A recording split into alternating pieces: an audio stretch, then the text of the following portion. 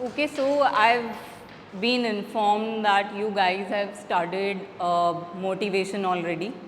Am I right? Till motivation you've done. Okay, so let's start with interpersonal relationships.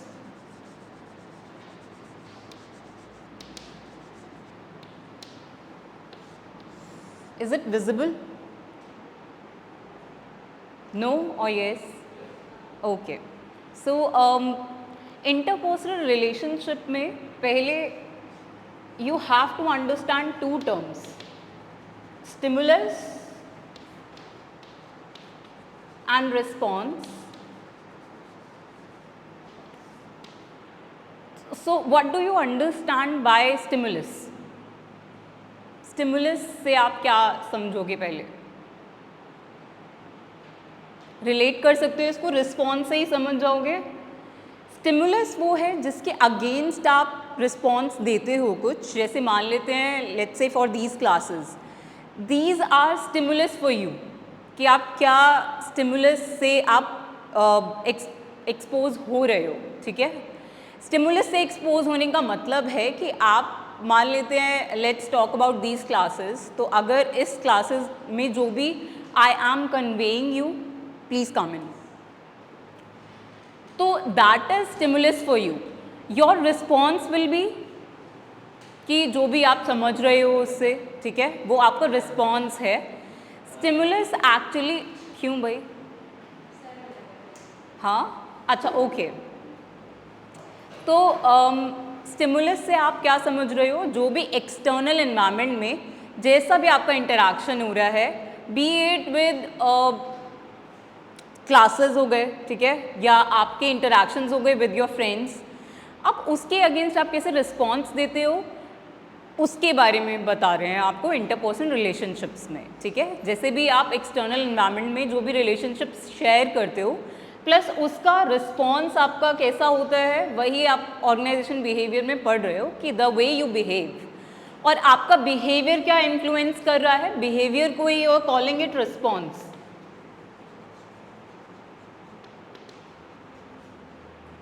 Behaviour ये actually आपका response है towards it stimulus. Have you studied conditional classical conditioning? पढ़ा है classical conditioning? Okay, so classical conditioning is actually the classical example of stimulus and response model. So Ivan Pavlov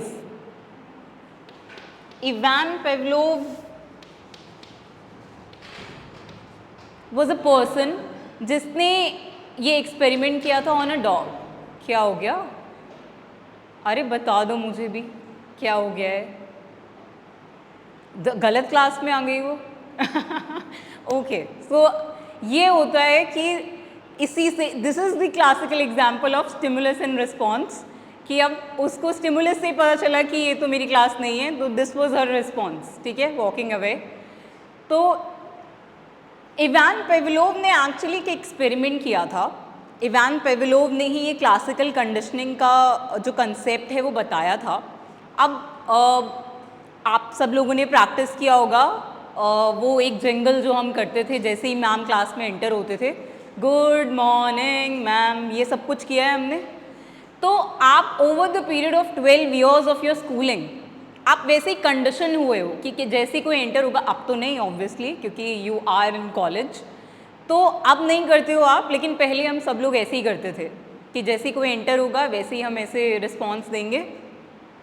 तो आपने ये चीज़ practice करी है over the period of 12 years. आप ऐसे ही कंडीशन हुए हो कि द मोमेंट कोई डोर से एंटर होगा, कोई भी टीचर एंटर होगा, आपका इमीडिएट रिस्पॉन्स होगा to stand up and greet with a jingle of good morning. ठीक है, तो ये तो सिंपल चीज़ है, सिंपल एग्जाम्पल है जिसके थ्रू आप ये समझ गए. लेकिन आप इस रिस्पॉन्स को अब आपने कैसे चेंज कर लिया कॉलेज में आने के बाद कि अब आप वो सेम जिंगल्स नहीं करते. आप अब बैठे बैठे ही गुड मॉर्निंग कर देते हो या नहीं भी करते. वी चूज़ नॉट टू, पर वी शुड ग्रीट. ठीक है, I am not saying this anything right और रॉन्ग, पर आप एक्चुअली अब आपने अपना जो 12 साल आपने जो प्रैक्टिस फॉलो करी, अब आपने उसको चेंज कर लिया, मतलब आपने अपनी कंडीशनिंग जो हो रही थी over the period of 12 years उसको चेंज कर दिया। ऐसे ही इवान पेवलोव ने ये एक्सपेरिमेंट किया था on a dog. Look, if you don't understand classical conditioning under organization behavior, then this is useless.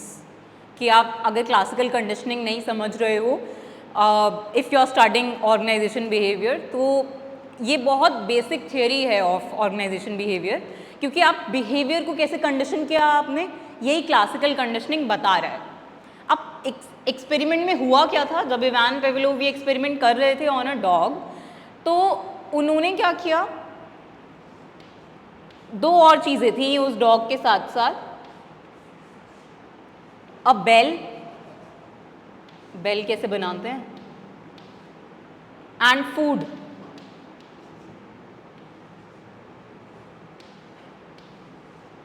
I'm not good at drawing, so please bear with me.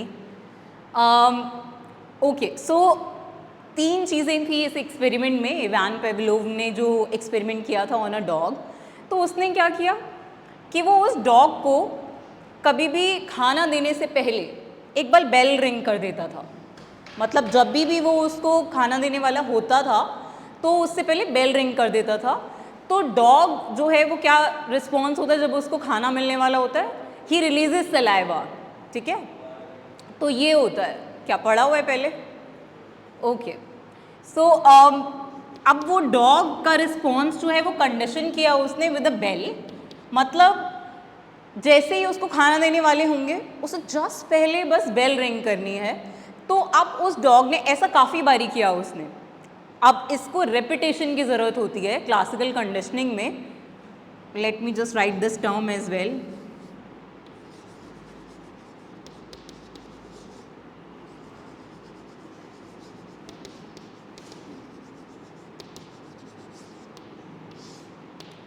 अब classical conditioning में actually repetition की ज़रूरत है। अब ये जो हमने पहले एग्जाम्पल लिया था, ये गुड मॉर्निंग जिंगल वाला, इसमें भी आपने ये प्रैक्टिस डे 1 पे नहीं स्टार्ट करी थी।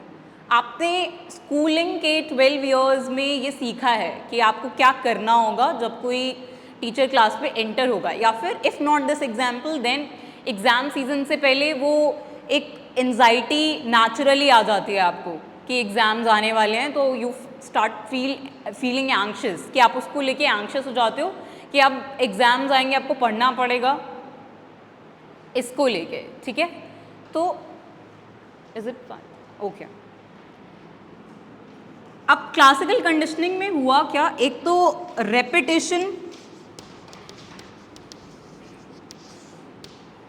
Is the core thing classical conditioning में, कि आपको रिपीट करना है वो जो भी हो रहा है। Are you part of this class, are you sure, semester 3 BMS, okay.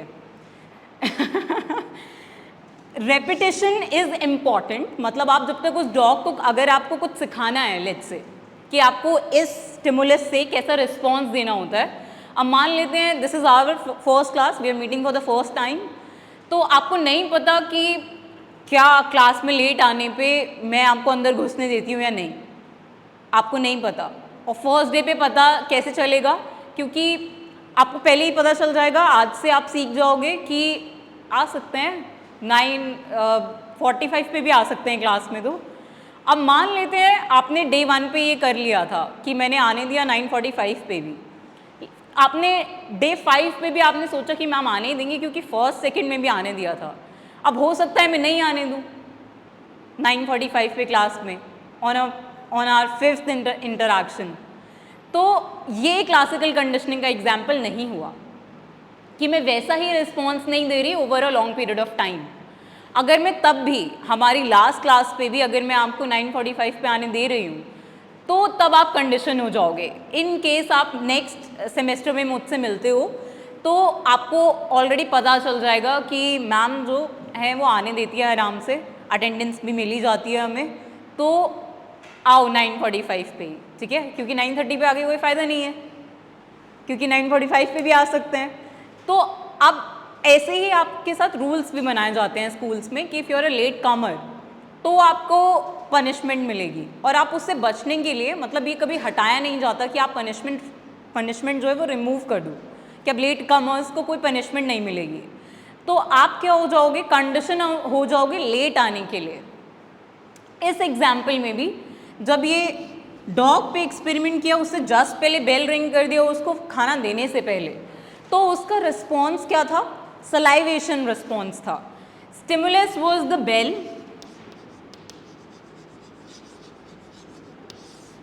और जो डॉग का रिस्पॉन्स था वो था सलाइवेशन। मतलब उस डॉग ने सलाइवा रिलीज करना शुरू कर दिया उस बेल के बाद ही, मतलब irrespective of if he is getting the food और नॉट।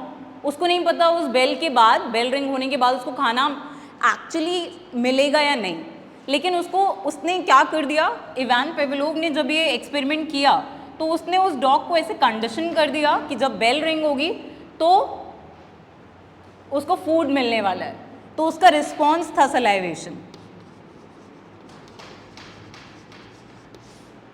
अब ये हम क्यों पढ़ रहे हैं ऑर्गेनाइजेशन बिहेवियर में? आप जब when it comes to an organization, वहाँ पे आपके भी सोशल इंटरैक्शंस हो रहे होंगे। If let's suppose you are a manager, अगर आप एक मैनेजर हो तो उस केस में आपको एक टीम मैनेज करनी है। आप कैसे ये फिगर आउट करोगे कि मेरे जो भी अंडर मेरे सबॉर्डिनेट्स हैं या जो भी मेरे टीममेट्स हैं, how are they responsing? Thank you so much sir.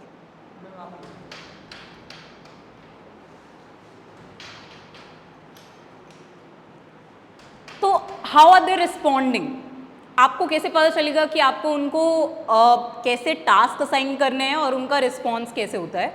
Let's say मैं एक मैनेजर हूँ, ग्रुप मैनेजर हूँ, और व्हाट्स योर नेम?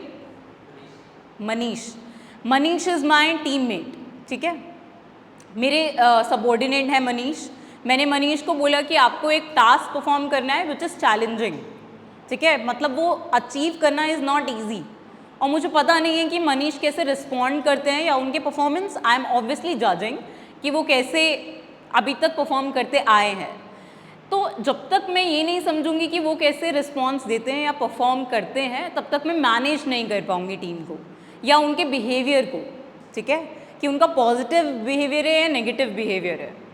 तो इसीलिए क्लासिकल कंडीशनिंग में भी अगर मैं उनको एक बार टास्क देके ये समझ जाऊंगी कि ही इज़ एफिशिएंट, मतलब वो एक टास्क को अगर उस पर एक सेट टाइम मिल जाए तो वो डेडलाइंस मीट कर लेते हैं, ठीक है, तो मेरा क्या हो जाएगा, मुझे क्या पता चल जाएगा इससे, मनीष का क्या रिस्पॉन्स होता है। Stimulus is the task I am assigning him, जो भी टास्क मैं उनको दे रही हूँ वो क्या है, स्टिमुलस, और रिस्पॉन्स क्या है उसका, जो भी मनीष की परफॉर्मेंस होती है पॉजिटिव और नेगेटिव, कि वो डेडलाइंस अचीव कर पाते हैं या नहीं कर पाते। तो इसीलिए ऑर्गेनाइजेशन बिहेवियर में क्लासिकल कंडीशनिंग समझना इज़ इम्पॉर्टेंट। आपको पता होना चाहिए क्लासिकल कंडीशनिंग है क्या, आप कैसे अपने एम्प्लॉयज़ को कंडीशन कर सकते हो, मतलब when it comes to an organization, आपको अगर आप एक मैनेजर हो तो आपको अपनी टीम कैसे मैनेज करनी है, जो भी आपके सबॉर्डिनेट हैं उनकी परफॉर्मेंस को आप कैसे मैनेज कर रहे होगे, all this is part of your job कि आप कैसे कंडीशन करोगे, ठीक है। तो इवान पेवलोव ने यही प्रूव किया है इसमें कि आप एक डॉग का रिस्पॉन्स भी यू कैन कंडीशन। जब आप वो बेल रिंग करोगे तो वो उसके लिए स्टिमुलस हो जाएगा। आप ये भी मतलब इसमें काफ़ी सारी चीज़ें you can associate with it, जैसे मोटिवेशन। अगर एम्प्लॉयज़ के लिए कोई मोटिवेशन है ही नहीं तो कैसे परफॉर्म करेंगे वो, कोई एक चीज़ उनको बतानी पड़ेगी। अब जैसे मान लेते हैं क्लासेस में आने की क्या मोटिवेशन है आपके पास, इस क्लास को अटेंड करने की कोई मोटिवेशन है कि क्यों ही कर, नॉलेज तो वो तो आपको बुक पढ़ के भी मिल जाती, अच्छे से नहीं मिलती। आपका भी यही मानना है मनीष? हाँ, ऑनलाइन देख के भी समझ जाते हो, तो तभी भी ठीक था जब आप ऑनलाइन पढ़ रहे थे, तो क्लासेस में आपको आने का क्या मोटिवेशन है? बस एक ही मोटिवेशन है कि फ्रेंड्स के साथ पढ़ लेंगे, बाकी तो कोई अच्छे से समझ, वो तो हम यूट्यूब से भी पढ़ लेते हैं। ओके, हो सकता है कि आपके लिए वो मोटिवेशन हो कि आपको सबके साथ बैठ के पढ़ने में आपको ज़्यादा वो लगता है कि आप साथ में बात कर पाओ, इंटरप्रेट कर पाओ रियल टाइम। जब आप ये कर रहे होगे घर पे, कि जब आप यूट्यूब से पढ़ रहे होगे, तो आपको शायद वो इंटरेक्शन नहीं मिले कि आपको फ्रेंड्स के साथ बैठ के पढ़ना है। तो वो हो सकता है आपका मोटिवेशन, फोर्सफुली हम आपको मोटिवेशन बना रहे हैं वो, लेकिन वो एब्सोल्युटली नहीं है। तो मोटिवेशन भी हो सकता है एम्प्लॉयज़ के लिए कि वो उनका रिस्पॉन्स जो है वो ड्राइव करे, कि उनका है sir sheet. Okay, so what all theories you have studied under motivation? If I ask you broadly,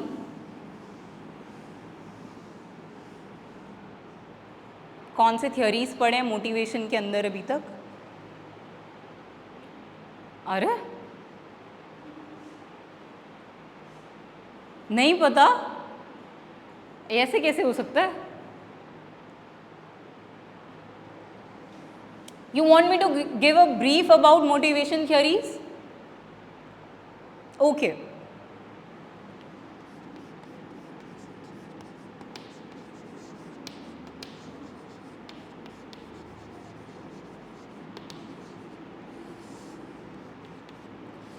There are broadly two kinds of motivation theories: content theory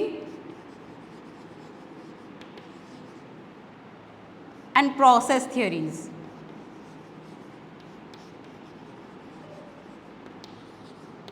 याद आ गया? पढ़ा है ये content theories and process theories? Yes, no, maybe? No? That's strange. Okay. What do you understand by motivation?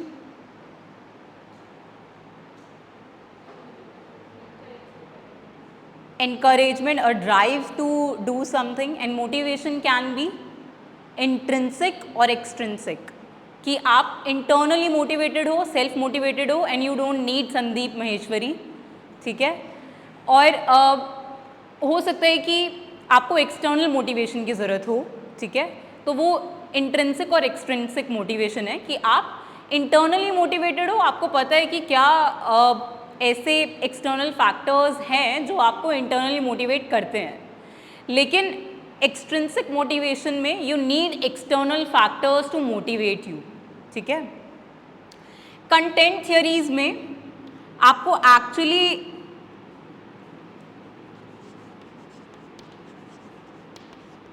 Intrinsically जो factors आपको motivate कर रहे हैं, you study about them under content theories, ठीक है? और प्रोसेस थियरीज में दे एक्चुअली सी कि आप एक्सट्रिंसिक फैक्टर्स जो हैं वो कैसे आपको मोटिवेट करते हैं, व्हाट इज द प्रोसेस, जिस प्रोसेस के थ्रू आप मोटिवेट हो रहे हो। कंटेंट थियरी में इंट्रिंसिक फैक्टर्स हैं, इंटरनल मोटिवेशन है, ठीक है? कंटेंट थियरीज में प्रोसेस थियरीज, आप इसके अंदर काफ़ी सारे थियरीज हैं, ठीक है? वो आपको ब्रॉडली बता रहे हैं कि ये बाइफिकेशन जो है कंटेंट और प्रोसेस थियरीज का वो कैसे है, कि आप कंटेंट थियरीज में क्या पढ़ोगे कि क्या कंटेंट आप इज प्रेजेंट विद इन, कि जिसके through you are getting motivated. Process theories में व्हाट इज द वे जिसके through you can be motivated, क्या प्रोसेस है आपके मोटिवेशन ड्राइव होने का, ठीक है? अब कंटेंट थियरीज और प्रोसेस थियरीज में दोनों में ही I think we don't have enough space, पर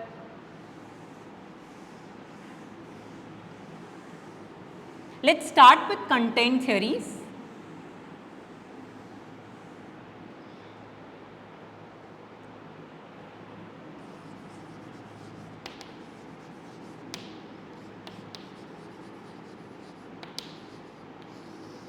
okay, the way to actually remember these thing is कि आप एक फ्लो चार्ट बना लो कि ऊपर लिखा आपने, जैसे अभी मैंने बनाया था मोटिवेशन थियरीज़ लिखा, उसके दो बाइफोकेशंस हैं अलग अलग, content theories and process theories, and then उसके नीचे ही कंटेंट थियरीज़ के नीचे ही आप लिख लो, वो लिस्ट डाउन कर लो जितने भी कंटेंट थियरीज़ हैं, तो it will be easier for you to remember them कि अच्छा अगर ये वाला थियरी है तो ये कंटेंट थियरी था कि प्रोसेस थियरी था, ठीक है।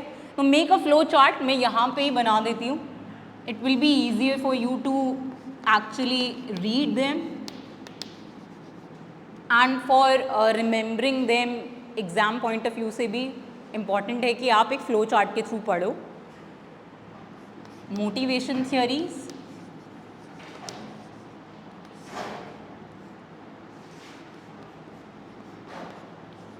कंटेंट थियरी,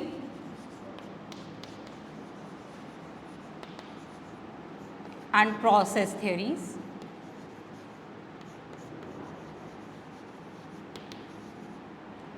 Content theories में we have Herzberg's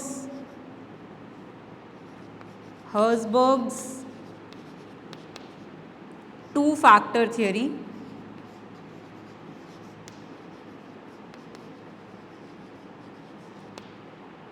don't tell me कि आपने मैस्लोज नीड हायरार्की थियरी नहीं पढ़ी है।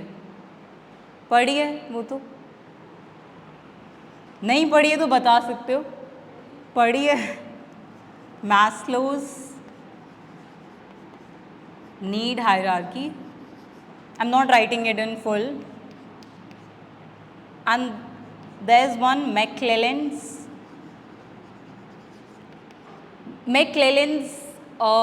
theory of motivation, ठीक है, right, McClelland's theory of motivation. Process theories में there are, I think only two theories are present there in the syllabus. Expectancy theory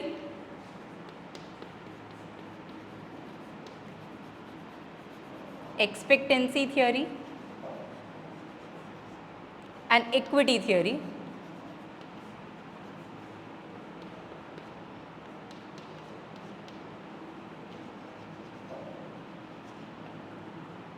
All in all, there are 5 theories that you have to study, including content theories and process theories, ठीक है. So let's start with content theory. I think I don't have to explain you Maslow's need hierarchy theory that we have studied multiple times earlier as well. So let's start with Herzberg's two-factor theory. That is new for you, I think. Two-factor theory is new or not? नहीं है आपके लिए, पढ़ी हुई पहले तो you can tell me, नहीं पढ़ी? Okay, it is Herzberg.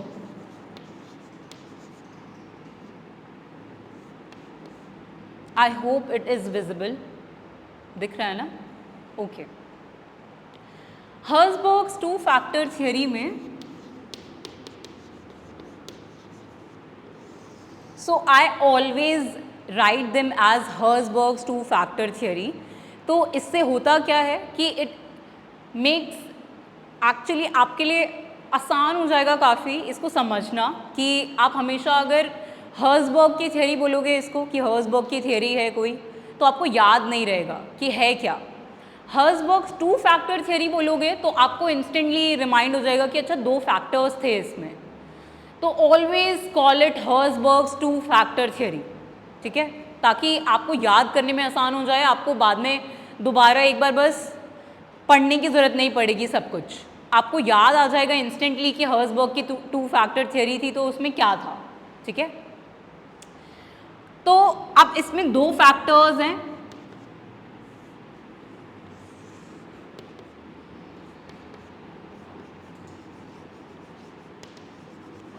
hygiene factor and motivation factor.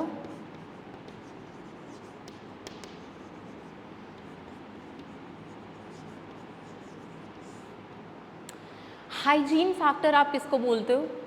अब मान लेते हैं क्लास में एसी है, ठीक है, और क्लास में नॉट एसी, एसी तो फिर हमारे लिए मोटिवेशन हो जाएगा क्लास में आने का। लेट्स से क्लास में लाइट नहीं है, ठीक है, और बाहर से भी इतनी कोई नेचुरल लाइट आ नहीं रही है। लेट्स से कि बाहर से नेचुरल लाइट इतनी है नहीं और क्लास में भी लाइट नहीं है, समर्स का टाइम है और फ़ैन नहीं है क्लास में, ठीक है, और मान लेते हैं आपके लिए बैठने के लिए बेंचेस नहीं हैं, जिसको आप अभी इग्नोर कर रहे हो क्योंकि क्लास में बेंचेस हैं कि जहाँ पे आप बैठ के पढ़ पा रहे हो, लाइट्स हैं प्रॉपर, फ़ैन है, ठीक है, समर्स के टाइम पे यहाँ पे फ़ैन है। तो अगर मान लेते हैं ऐसा नहीं होता, अभी आपके पास ये फैसिलिटी है जिसको हम इग्नोर कर रहे हैं, जिसके प्रेजेंट होने से आप मोटिवेट नहीं हो रहे हो टू अटेंड द क्लासेस, ठीक है। आपको क्या लग रहा है कि ये फैक्टर्स तो प्रेजेंट होने ही चाहिए ना, अब अगर क्लासेस बोला है तो हमारे पास बैठने का स्पेस होगा, आप ये इंटरप्रेट कर लेते हो पहले कि इतना तो बेयर मिनिमम है कि होना ही चाहिए। तो एक्चुअली क्या ये फैक्टर्स आपको मोटिवेट कर रहे हैं क्लास अटेंड करने के लिए? नो, कि ये तो आपको लगता है कि होना ही चाहिए ना, ये तो मैं खड़े होके थोड़े ना पढ़ूंगा, ये होता है ना आपको, ये वाले फैक्टर्स आपको मोटिवेट कर नहीं रहे हैं, ये आपको लगता है कि प्रेजेंट होने ही चाहिए, ठीक है। तो उनको हम हाइजीन फैक्टर कहते हैं। अगर मान लेते हैं आपने फर्स्ट डे आके ये ऑब्जर्व कर लिया कि यहाँ पे ना लाइट्स हैं, ना फैंस हैं, ना बेंचेस हैं बैठने के लिए, तो वो आपको डिससैटिस्फाई कर देंगे कि तो आप यहाँ पर आने के लिए डीमोटिवेटेड हो जाओगे। मतलब हाइजीन फैक्टर्स को आप हाइजीन फैक्टर्स इसीलिए बोल रहे हो, I want you to note them down, कि hygiene factors are dissatisfiers. Satisfiers नहीं बोल सकते आप उनको, डिससैटिस्फायर्स बोलोगे।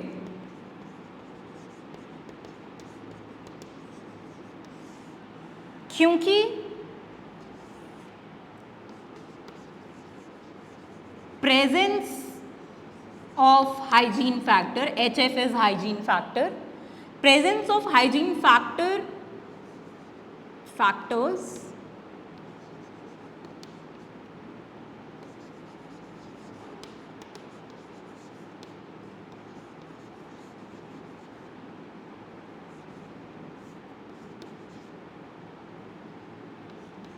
let's say perform। अब मान लेते हैं हाइजीन फैक्टर्स अगर प्रेजेंट है तो उससे आप मोटिवेट हो नहीं रहे हो, ठीक है, वो आपके लिए बस ऐसे फैक्टर्स हैं जो आपने सोच लिया कि बेयर मिनिमम है, इतना प्रेजेंट होना चाहिए, ठीक है, उससे आप मोटिवेट नहीं हो रहे हो।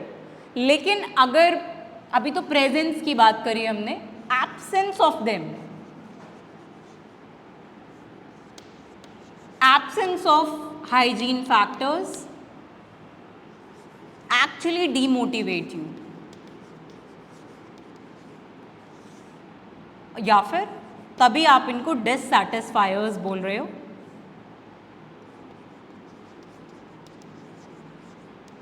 कि आपको हाइजीन फैक्टर्स जो हैं उनका प्रेजेंस आपको मोटिवेट नहीं कर रहा है, लेकिन अगर वो एब्सेंट होंगे तो आप डीमोटिवेट हो जाओगे। अब ऑर्गेनाइजेशन सेटिंग में ऐसा कैसे हो सकता है बताओ? अभी तो मैंने आपको क्लास का एग्जाम्पल दिया कि मान लेते हैं बेसिक फैक्टर्स ये अवेलेबल नहीं है अगर, तो आप डीमोटिवेट हो जाओगे अगर hygiene factors are not there. लेकिन अगर वो प्रेजेंट है तो आप मोटिवेट नहीं हो रहे होगे उनकी प्रेजेंस से भी, लेकिन एब्सेंस उनकी आपको डीमोटिवेट कर देगी। अब क्या ऐसा मोटिवेशन फैक्टर्स में भी होता है? नहीं, अगर वो प्रेजेंट नहीं है तो आप मोटिवेशन फैक्टर्स अगर इधर ही लिख लेते हैं, ये लिख लिया है absence and presence of hygiene factors.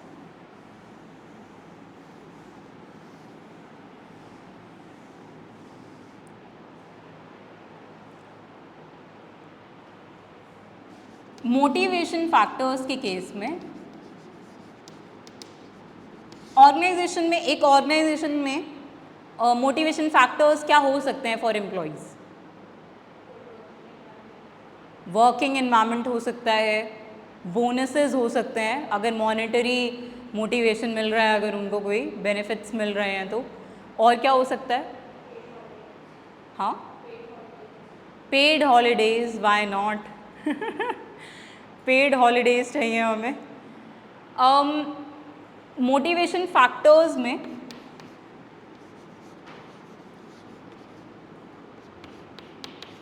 Work life balance अगर आप मेंटेन कर पा रहे हो तो, या आपका ऑर्गेनाइजेशन करवा रहा है तो, वर्किंग कंडीशंस हो सकते हैं,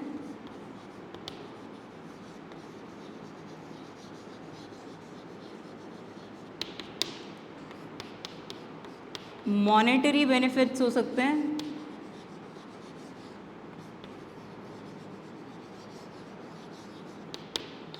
कि मॉनेटरी बेनिफिट्स की वजह से यू आर गेटिंग मोटिवेटेड, ठीक है। तो मोटिवेशन फैक्टर्स की प्रेजेंस ऑब्वियसली कर रही है आपको मोटिवेट, कि अगर मोटिवेशन फैक्टर्स प्रेजेंट हैं तो आप मोटिवेट हो रहे हो। अगर एब्सेंट हैं मोटिवेशन फैक्टर्स तो आप डीमोटिवेट हो रहे होगे।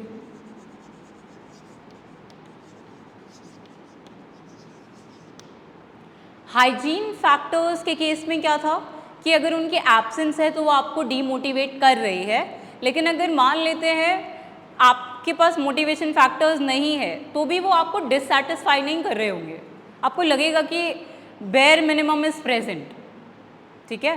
मोटिवेशन फैक्टर्स अगर प्रेजेंट है तो आप मोटिवेट हो रहे हो, ठीक है। जो किसके केस में नहीं था, हाइजीन फैक्टर्स की प्रेजेंस आपको मोटिवेट नहीं कर रही थी, नहीं हो रहे थे आप प्रेजेंस से भी, हाइजीन फैक्टर के मोटिवेट नहीं हो रहे थे आप। लेकिन when it comes to motivation factors उनकी प्रेजेंस आपको मोटिवेट करेगी, लेकिन नॉट नेसेसरी कि आपको absence of them will demotivate, कि अगर वो एब्सेंट है मोटिवेशन फैक्टर्स तो आप डीमोटिवेट नेसेसरीली हो रहे होगे। हो सकता है कि आपको मिल रहे होंगे वो चांसेस कि आप सेल्फ मोटिवेटेड हो, कि आपको वो जॉब परफॉर्म करनी है, तो यहाँ पे एब्सेंस के केस में मे और मे नॉट है।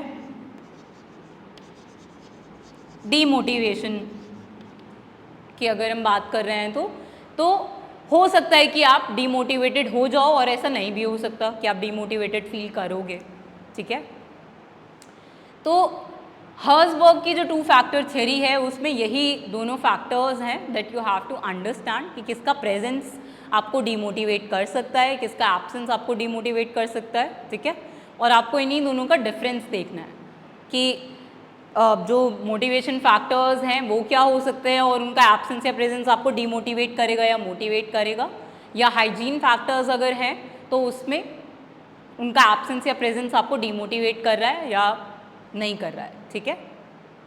Okay, so this is what you should understand under Herzberg's 2-factor theory.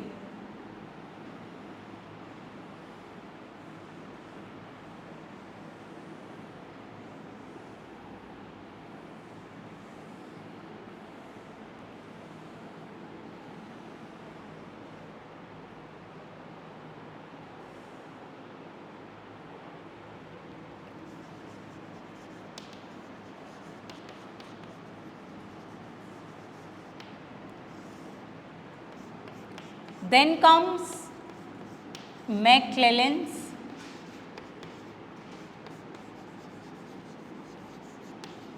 theory of motivation.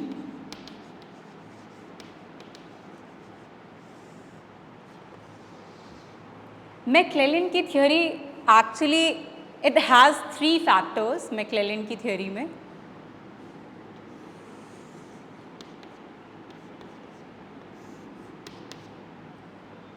You should make it as a flow chart, ठीक है, और उसके under you can actually write the points, तो it will be easier for you to understand and study it later on. McClelland की अब ये 3 factor theory है, ठीक है, but let's not call it 3 factors, it is for your understanding only, ठीक है। McClelland's theory of motivation says कि let's suppose you are a group leader, ठीक है, और आपको ग्रुप मैनेज करना है, अ ग्रुप ऑफ पीपल। अब उसमें आप कैसे, how will you understand what task to assign whom, अगर what's your name? Mansi. And yours? Manvi, Madhavi, ठीक है। तो अब मान लेते हैं मेरी टीम में ये मेंबर्स हैं और मेरे पास काफ़ी सारे टास्क हैं टू असाइन यू, ठीक है।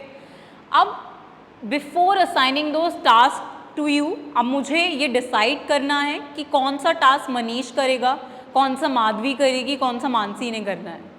तो उसके लिए मुझे ये समझना पड़ेगा कि कौन से ऐसे फैक्टर्स हैं जो आप तीनों को मोटिवेट कर रहे हैं, ठीक है। मैंने 3 एग्जाम्पल्स इसलिए लिए हैं क्योंकि मुझे रिलेट करना है मैक्लेलैंड की 3 थियोरीज से। मैं ऐसे एक्सक्लूजन पे बिलीव नहीं करती हूँ। What's your name? हाँ, साहिब, साकिब, ओके। मनोज, यश, मुझे भी लो एग्जाम्पल में। Okay, what's your name? Vidhi, आपने क्या बताया था? यश, बोलो। दिया, मुझे वैसे भी याद नहीं रहने वाला है पर ठीक है, मैंने पूछ लिया है। एटलीस्ट मेरी फर्स्ट क्लास में at least I should know some of you, okay. तो इसीलिए मैंने ये 3 एग्जाम्पल्स लिए हैं, ठीक है। There is no intention to exclude you from the examples और from the class, okay. I hope अब आपको इंक्लूडेड फील हो रहा होगा कि हमसे भी पूछ ही लिया है कम से कम, पर ठीक है। I will try to remember your names. मुझे एक्चुअली नाम याद रह जाएंगे लेकिन कौन सा नाम कहाँ फिट इन करना है वो याद नहीं रहता। कि कौन दिया थी तो मैं आपको दिया बोल दूँ तो सुन लेना प्लीज़, ठीक है। Okay, coming back to McClelland's theory.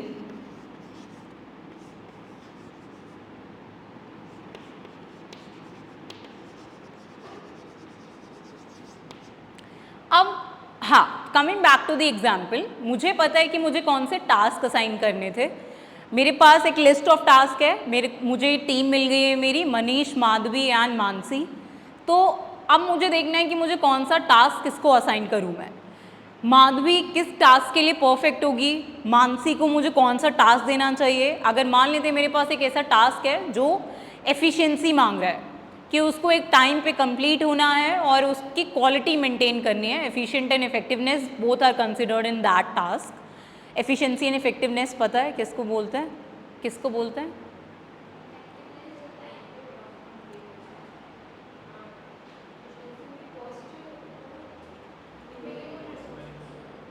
I am glad that you know it, ठीक है।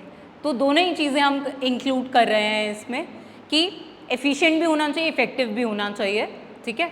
और वो टास्क मान लेते हैं इज़ टफ टू अचीव, ठीक है। अब मुझे ये जज करना है कि मेरी टीम में से कौन सा मेंबर ऐसा है जो ऐसे चैलेंजिंग टास्क के लिए स्ट्राइव करता है। मतलब अगर when it comes to Manish, तो उसको ऐसे टास्क चाहिए होते हैं जो चैलेंजिंग हो, ठीक है। और उसको he can't work in a group setting. अगर उसको इंडिविजुअल टास्क देते हैं तो वो ज़्यादा अच्छा परफॉर्म करता है rather than a group task. कि अगर मैं बोल दूँ कि माधवी, मानसी और मनीष को all 3 of you are from M, making it even tough for me to actually remember your names. It is like a tongue twister for me, Manish, Madhvi and Mansi. Okay, तो अब मनीष जो है वो ग्रुप सेटिंग में काम नहीं कर पाता। अगर उसको इंडिविजुअल टास्क दे दिया जाए तो वो ज़्यादा अच्छे से परफॉर्म करता है। तो आई कैन कॉल कि जो नीड फॉर अचीवमेंट है वो एक मोटिवेशन फैक्टर है मनीष के अंदर।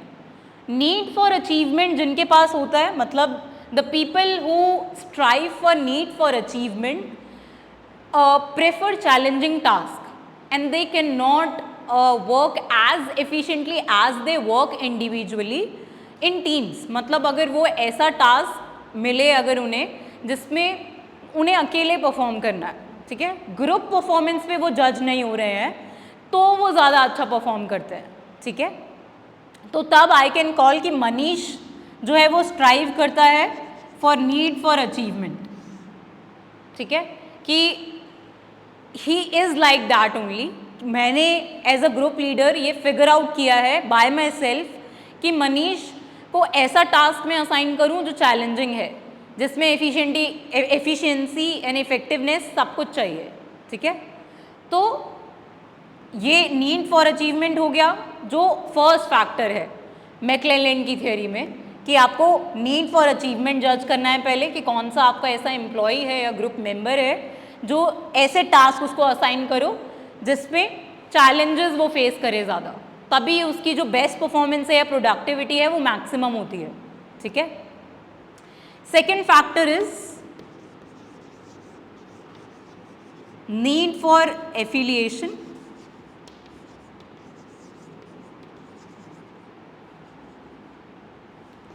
Third is need for power. Need for affiliation का मतलब है कि एफिलिएशन इज बिलोंगिंगनेस, ठीक है, कि जहाँ पे एक सेंस ऑफ बिलोंगिंगनेस हो। अब मान लेते हैं मैंने आपको एक टास्क दिया, ग्रुप टास्क दिया कि आप सब लोग एक प्रोजेक्ट बनाओगे जिसमें हमने, आप ज़्यादा लोग तो है नहीं हम, तो हमने एक प्रोजेक्ट दे दिया which is a group project कि आपको ग्रुप में परफॉर्म करना है, कि आप ग्रुप टास्क है ये, आप उसमें कौन लोग एफिशिएंटली या ज़्यादा मैक्सिमम प्रोडक्टिविटी शो कर पाएंगे, जो एक्चुअली बिलोंगिंगनेस नीड सर्च करते हैं। बिलोंगिंगनेस आपने पहले भी मैस्लो की थियोरी में पढ़ा है कि एफिलिएशन भी belongingness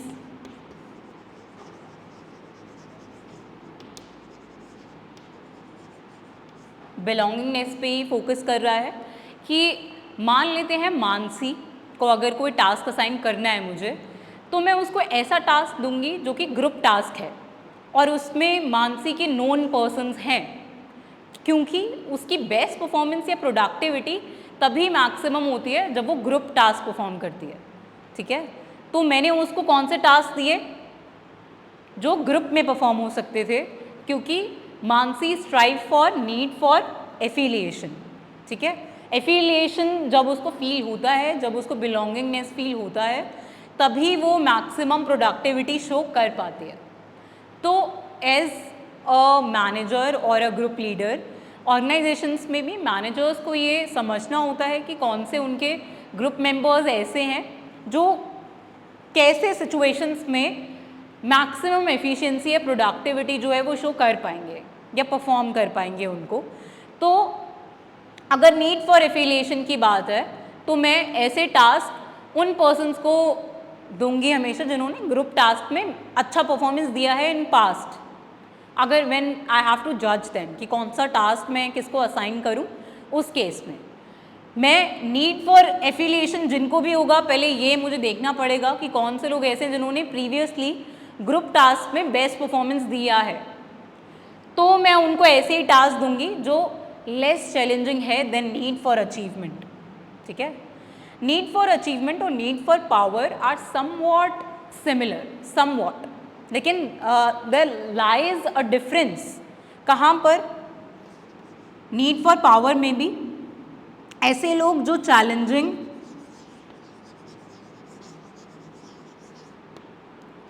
and near impossible task को परफॉर्म कर लेते हैं। मतलब उनको, अगर मान लेते हैं I have to choose a leader, कि मेरी टीम है, I am the group leader, लेकिन मुझे फिर भी मैनेज करने के लिए आई नीड अ पर्सन। जैसे मान लेते हैं माधवी जो है वो हमेशा मैनेज अच्छा कर लेती है और लोगों को, ठीक है। तो मैं अगर ये बोल दूं कि माधवी को अगर मैंने बना दिया है ग्रुप लीडर, कि आप ये देखोगे कि मनीष और मानसी कैसा परफॉर्म कर रहे हैं, या उनसे टाइम टू टाइम अपडेट्स लेते रहोगे कि how Mansi is performing, Mansi ने कितना प्रोग्रेस कर लिया है और मनीष ने कितना प्रोग्रेस कर लिया है अपने टास्क में, जो भी टास्क उनको मिला है, तो माधवी की बेस्ट परफॉर्मेंस आती है उससे। क्यों? क्योंकि मैंने उसको एक पावर पोजीशन दे दी है, क्योंकि वो उसी के लिए स्ट्राइव करती थी। नीड फॉर पावर के लिए ही माधवी की बेस्ट परफॉर्मेंस आती है। जब उसको एक पावर दे दी जाए, मान लेते हैं अगर उसको ऐसे भी टास्क परफॉर्म करना है तो इफ़ आई मेक कर द क्लास CR, तो वो अच्छा परफॉर्म कर लेती है कि जब उसको पता है कि उसके पास एक पावर है कि वो बाकी सब लोगों के एक्शंस ड्राइव कर सकती है, तो वो उसकी बेस्ट परफॉर्मेंस है।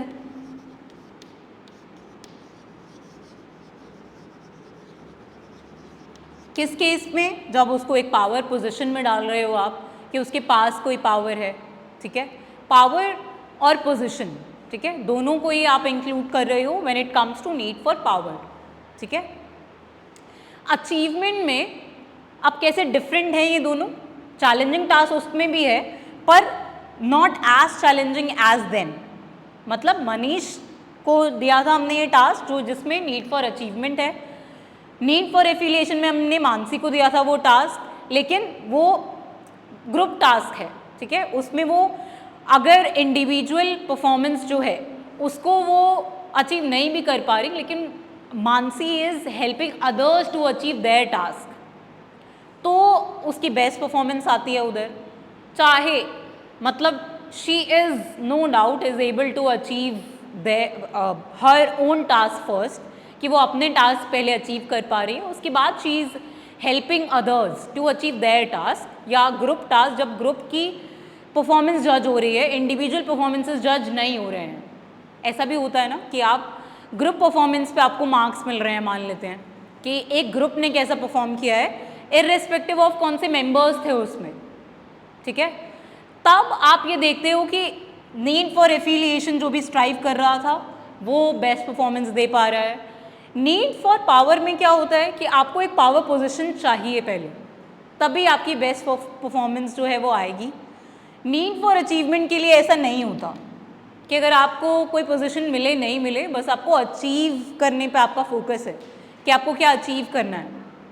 कोई एक सेट गोल है आपके पास जो यू हैव टू अचीव, या आपने अपने लिए यू सेट अ गोल कि आपके पास ये गोल है जो यू हैव टू अचीव, ठीक है, तो तब आप ये टास्क में एफिशिएंटली परफॉर्म करोगे। और अब ये एक्चुअली जज करना includes a lot of research कि आपके जो भी ग्रुप मेंबर्स हैं या जिनके साथ भी आप काम कर रहे हो वो एक्चुअली कैसा परफॉर्म कर रहे होंगे, ठीक है। या अब ये बहुत रिस्पॉन्सिबल जॉब है of a group leader.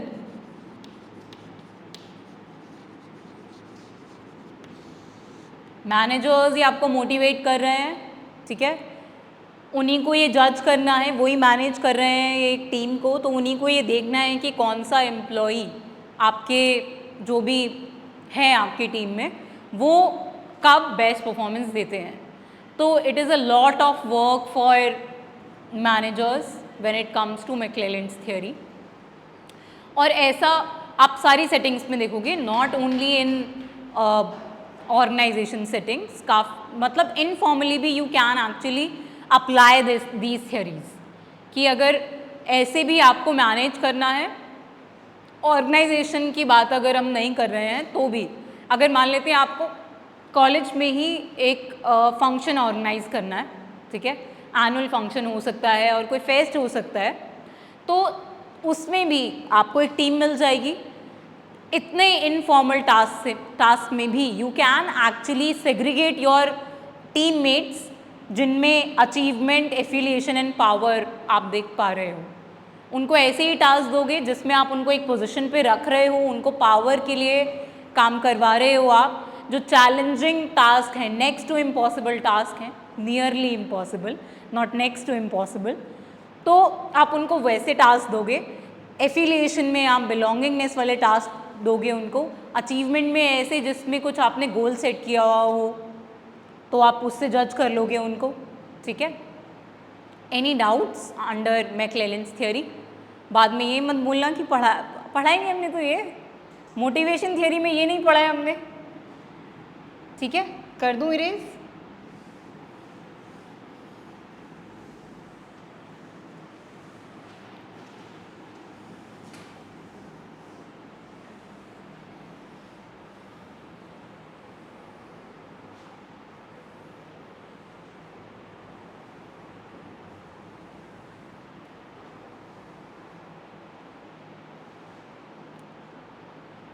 Okay,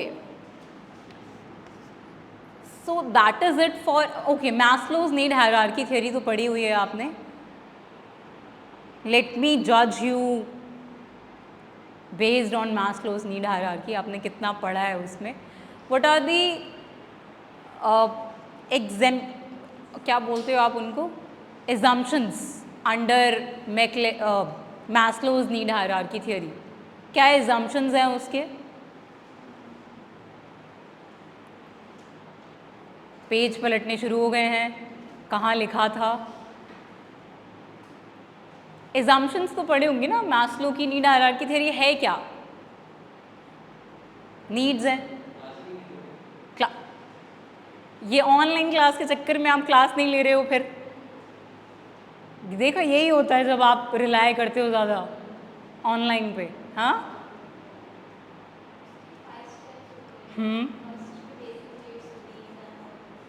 5 steps होंगे. ठीक है, वो हमें पता है कि कौन कौन से हो सकते हैं. लोअर लेवल पे बेसिक नीड्स. ठीक है, वो सारे लेवल्स आपको पता है कि ठीक है 5 लेवल्स थे इसमें.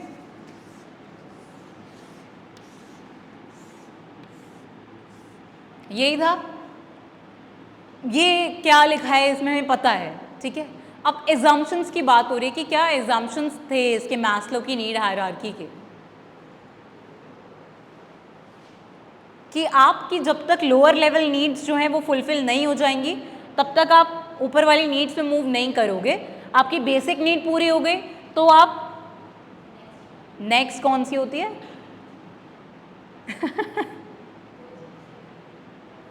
कौन सी. Safety needs. श्योर. तो क्या एग्जैक्टली पढ़ाई नहीं है मनीष ने तो कोई बात नहीं, कोई बात नहीं. चलो, पर when we are talking about assumptions you must write these assumptions when it comes to Maslow's need hierarchy. आपको ये नीड्स तो याद हो जाती हैं कि ठीक है क्या कौन से उसमें था कि कौन से लेवल ऑफ नीड होगी, सेल्फ एक्चुअलाइजेशन होगा. मुझे लगा था आप ऊपर से स्टार्ट करोगे.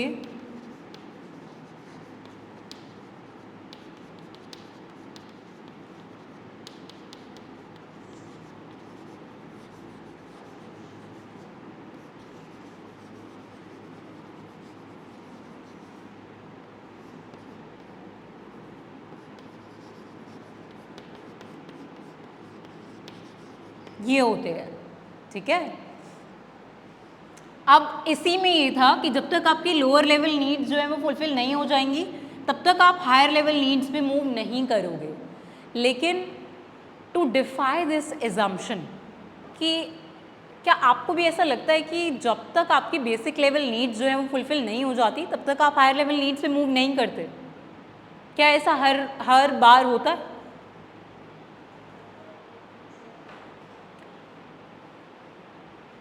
ऐसा हर बार होगा कि हम लोअर लेवल नीड्स जब तक फुलफिल नहीं हो गई तब तक हम हायर लेवल नीड्स पे मूव नहीं करेंगे. मान लेते हैं मेरी बेसिक नीड्स पूरी हो गई हैं. ठीक है, बिलोंगिंगनेस नीड पूरी नहीं हो रही है. ठीक है, तो okay that let's not take it negatively. Belongingness needs जो है मान लेते हैं वो फुलफिल नहीं हो रही हैं हमारी.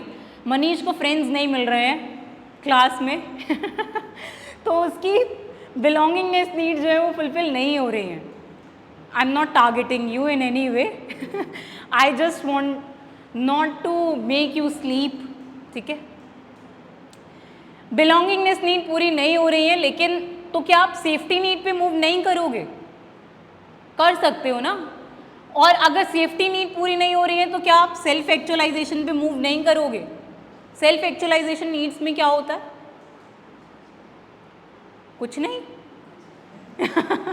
उसमें कुछ नहीं होता. आपने अपना मैक्सिमम पोटेंशियल जो है उसको अचीव कर लिया होता है. आपके पास कोई एक्सपेक्टेशंस नहीं है. आपको लगता है कि आपका पर्पस ऑफ लाइफ फुलफिल हो गया है और आप उसी के लिए वर्क कर रहे हो. पर्पस ऑफ लाइफ ही आप रोज़ फुलफिल कर रहे हो अपना, तो उसको आप सेल्फ एक्चुअलाइजेशन कहते हो. ठीक है, तो क्या सेल्फ एक्चुअलाइजेशन नीड जो है आपकी वो आप इन सब के बिना अचीव नहीं कर पाओगे. कर सकते हैं, कि आप सेल्फ एक्चुअलाइजेशन अचीव कर लो। अब आपने okay, to give a lively example of this is, let's say कोई भी आर्टिस्ट अगर हैं, आपने देखा होगा they are very talented in their arts, be it painting और स्कल्पचर्स मेकिंग, इन सब में दे आर वेरी एफिशिएंट, और वो वही चीज़ कर रहे होते हैं थ्रू आउट देयर लाइव्स, कि जो उनका पैशन है दे आर फॉलोइंग दैट, कि अपना पैशन फॉलो कर रहे हैं वो। तो क्या वो एक्चुअलाइजेशन अचीव नहीं कर पा रहे हैं, कि they have no expectations in terms of any?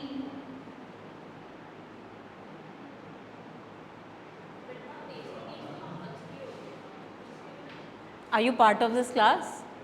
Are you sure? BMS M3? ठीक है, जाने नहीं देते हम फिर क्लास से, इसलिए मैंने बोला।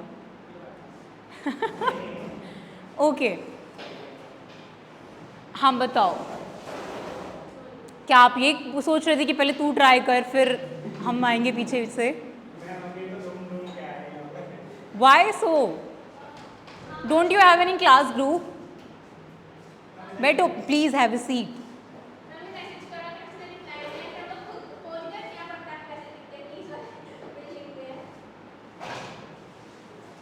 Oh my God. What is the time? 10:30. Classical conditioning के फर्स्ट डे पे।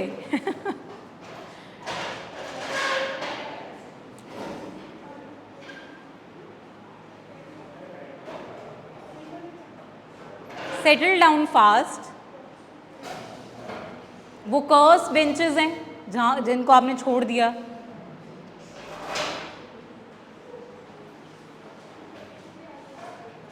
थैंक यू, एटलीस्ट कंसिडर तो कर लिया। ठीक है हाँ बताओ।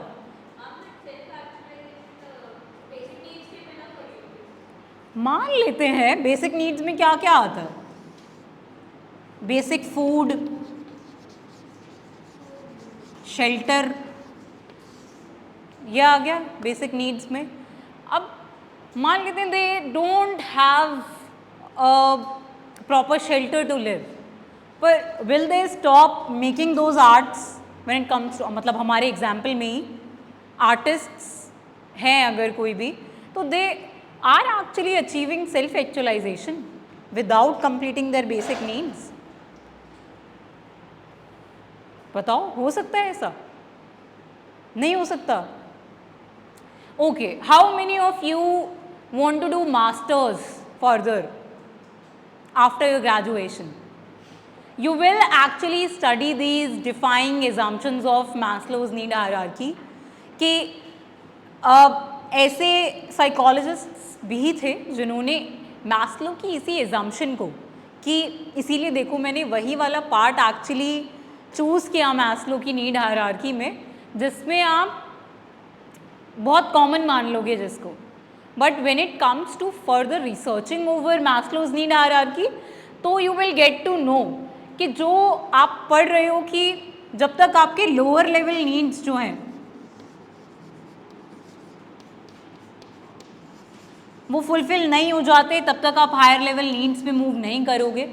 ये जो एजम्पशन है कैसे डिफाई हो रहा है, ये I want to leave it on you कि आप फर्दर पढ़ो इसके ऊपर, कि मतलब आपके सिलेबस में ऐसा कोई थियोरी है नहीं, पर देयर एग्जिस्ट अ थियोरी जो डिफाई करता है actually lower level needs fulfil नहीं हो जाएंगी तब तक आप हायर लेवल नीड्स में मूव नहीं करोगे, इस एजम्पशन को ऑफ मैस्लो, कि मैस्लो की नीड हायरार्की बनाई थी उसने, कि हायरार्की है एक, इसी को डिफाई किया था एक साइकोलॉजिस्ट ने, कि एक्चुअली ये 5 लेवल्स होने भी नहीं चाहिए,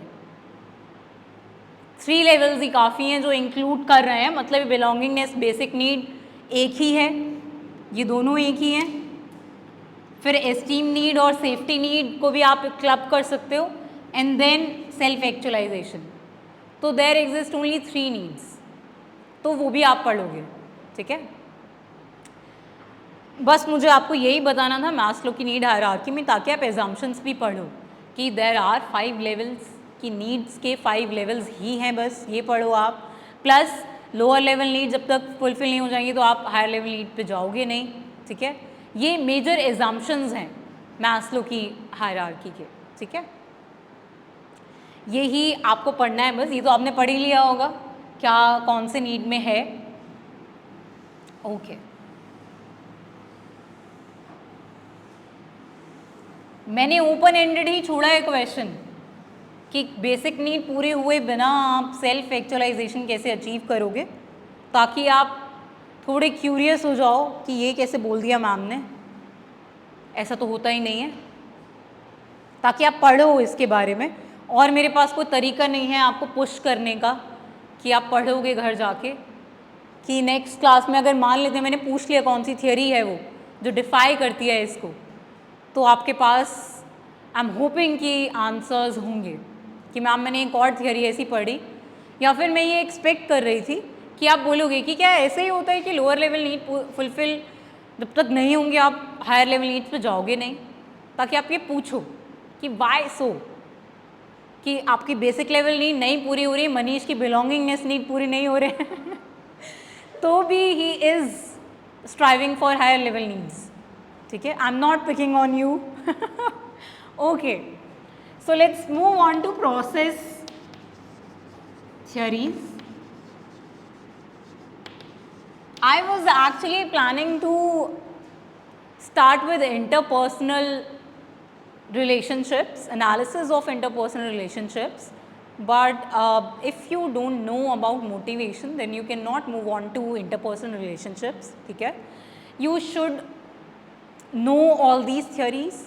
I'm not expecting कि आपने अभी if you have studied it in the class तो आपको याद रह जाएगा।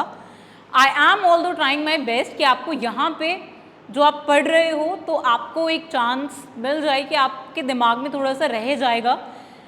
And actually I use this classical conditioning in my classes कि मैं अगर if I am repeating topics, जैसे मान लेते हैं मैंने पहले यहाँ पे लिखा कि कंटेंट थियरी और प्रोसेस थियरी होते हैं, there are 2 kinds of motivation theories that you have to study, और फिर मैंने इरेज किया और मैंने यहाँ लिख दिया। तो अब बार बार जब आप देखोगे कि कंटेंट थियरी और प्रोसेस थियरी में हम कहाँ हैं इस फ्लो चार्ट में, कि हमने पहले ये पढ़ा फिर हम यहाँ पे आ गए कहीं पे, तो आपको एक्चुअली याद रह जाएगा, आपको दोबारा पढ़ने की ज़रूरत नहीं पड़ेगी कि एग्ज़ाम्स आ गए तो अब आप निकाल के देखोगे कि क्या होता था मोटिवेशन में, ठीक है। तो उतना काम आप अभी इसी 2 घंटे में कर पा रहे हो कि when I am repeating something, ऐसे नो डाउट आप ऑनलाइन तो बैक करके देख सकते हो, पर उसके भी अपने ड्रॉबैक्स हैं। लेकिन when it comes to these classes, offline classes, आपको इफ़ आई एम रिपीटिंग तो आपको इंटरैक्शन के थ्रू आपके दिमाग में रह जाएगा वो कि अच्छा कंटेंट और प्रोसेस थियरी था, अब इसी को मैंने कितनी बारी रिपीट कर दिया, तो आप कंडीशन हो गए हो कि अब आपको रेपिटेशन से याद हो जाएगा कि क्लास में अगर रिपीट हो रहे हैं टॉपिक्स तो आपको एक्चुअली वो टाइम मिल रहा है कि आप पता नहीं कैसे आपके दिमाग में रह जाएगा वो रेपिटेशन से, कि बाद में जब आप पढ़ोगे नेक्स्ट क्लास में भी आपको वो जो थोड़ी सी क्यूरियोसिटी है अबाउट नोइंग कि कैसे डिफाई हो रहे हैं एजम्पशंस। तो इसीलिए I try to throw some topics जिसके लिए आप थोड़े से कंफ्यूज हो जाओ कि बेसिक नीड्स के बिना कैसे हो पा रहा है। That was a good question. तो ये सबको होना चाहिए ये क्वेश्चंस, ताकि आप इसके लिए क्यूरियस रहो, ठीक है। ऑल्दो वो जो डिफाइंग एजम्पशंस है मैस्लो की थियोरी के वो आपके सिलेबस में नहीं है, but still you should know कि थिंग्स आर बियॉन्ड दैट। ये जो आपने थियोरी पढ़ ली इसमें काफ़ी प्रोग्रेसेस हो चुके हैं, ठीक है। आप ईयर पढ़ोगे फिर कि कौन से ईयर में मैस्लो की थियोरी आई थी और फिर कब दूसरी थियोरी आई जिसने डिफाई किया था। तो ये एक्चुअली क्यूरियोसिटी इनकलकेट करने के लिए ही है, ताकि आप स्ट्राइव करो टू लर्न मोर, ठीक है। Okay, coming back to process theories. Process theories में हमने क्या पढ़ा था पहले कि कौन से होते हैं प्रोसेस थियरीज, जिसमें you actually find out ways. Do you guys need a break? No? This nation needs more students like you, जो जिनको ब्रेक्स नहीं चाहिए होते। ओके अभी तक ऐसा नहीं लग जाता आपको कि बहुत देर होगी पढ़ते हुए? नहीं लगता? ये भी अच्छी बात है कि आप ऐसे ही कंडीशन हुए हो कि आपको 2 आवर्स के लेक्चर्स में बीच में आप बोर नहीं होते। ये तो मैंने खुद ही लगा लिया अपने आप से कि आप बोर नहीं हो रहे, ठीक है। प्रमोशन प्रोसेस थियोरीज में you have to just study two theories, expectancy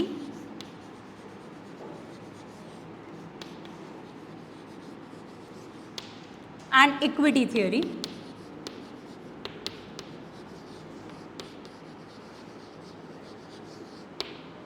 okay, expectancy theory जो है, पहले ये देखते हैं कि एक्सपेक्टेंसी थियोरी में एक्चुअली आप क्या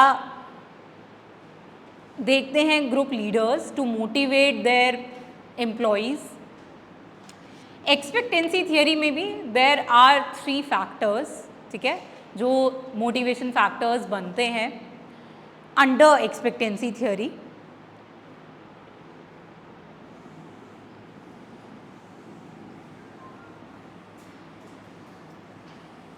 पहले तो प्रोसेस थियोरीज में हमने क्या पढ़ा था कि आप actually you are finding ways कि कैसे मोटिवेट हो रहे हैं, ठीक है।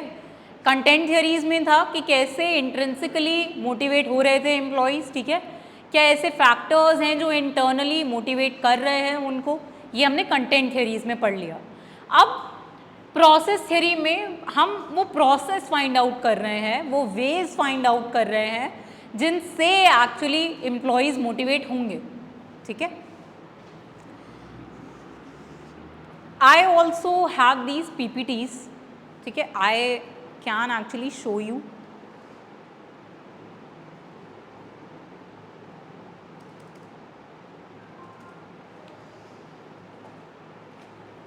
Do you have any study material for this? Okay, I have these PPTs. ये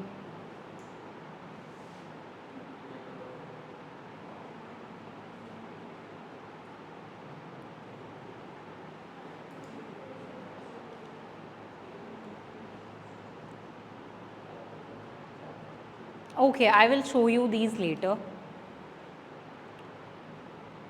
My laptop is not working.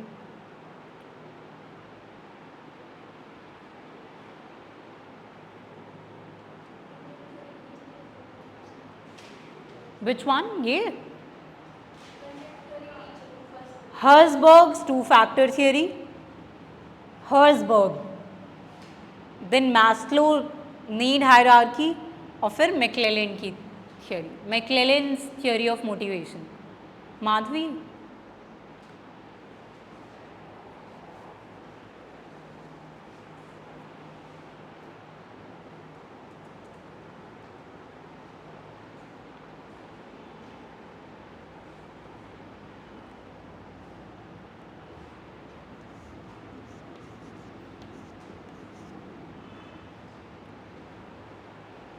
okay, by the time my laptop turns on, expectancy theory actually, as the name indicates, expectations of employees, कि आप क्या expect कर रहे हो from that task, कि आपको वो task perform करके what will you achieve। जो भी task आपको assign हो रहा है, जो भी employees को task assign हो रहे हैं, उनको परफॉर्म करके आपको क्या अचीव हो जाएगा। फर्स्ट में आप यही देखते हो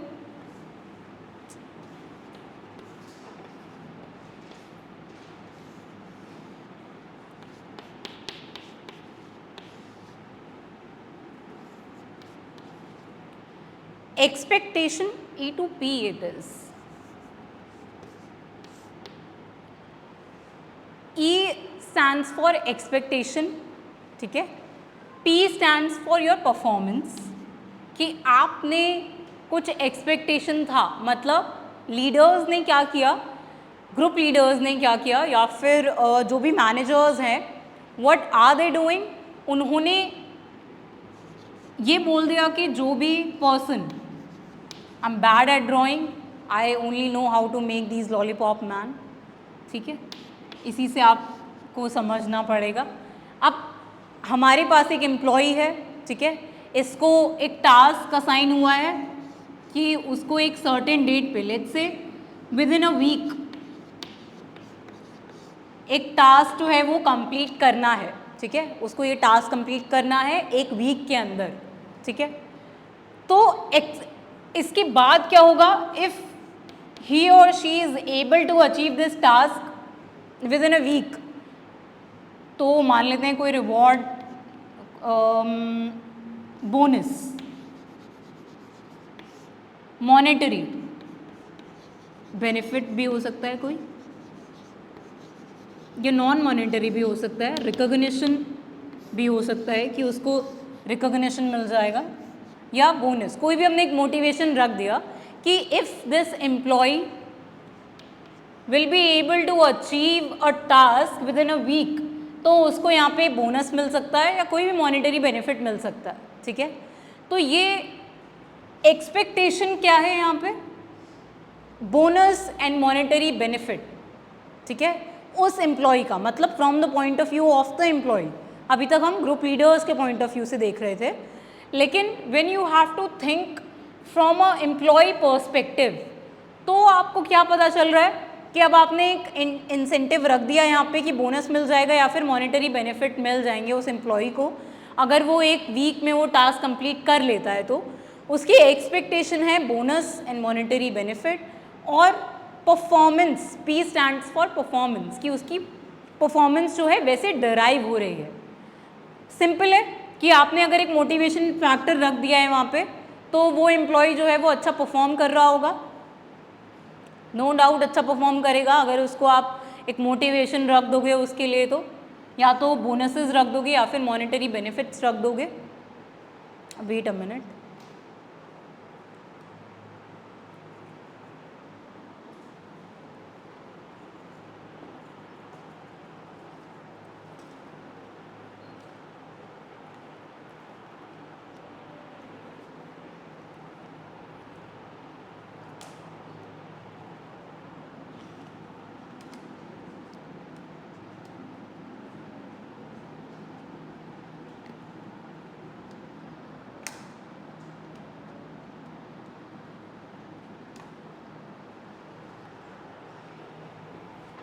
do we have any other socket?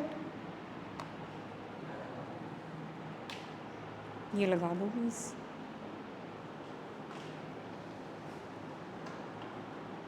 I didn't see this. यहाँ यहाँ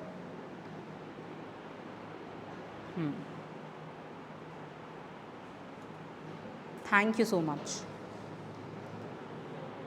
All of you have signed on the attendance sheet, right? Please pass it on.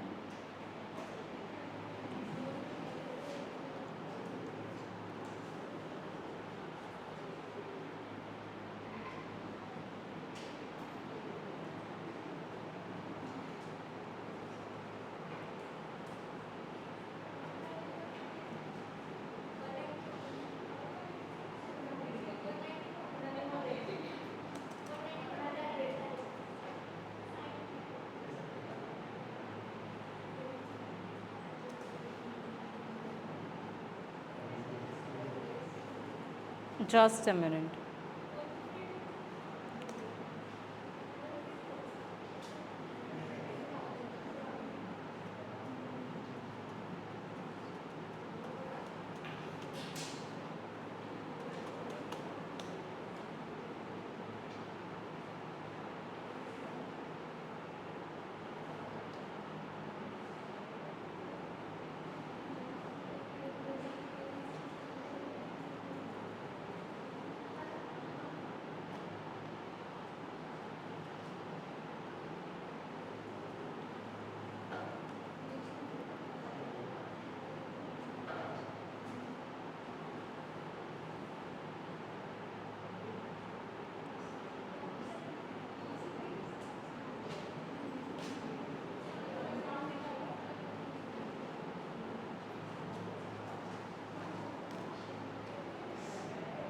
Is that sheet sufficient for you to sign?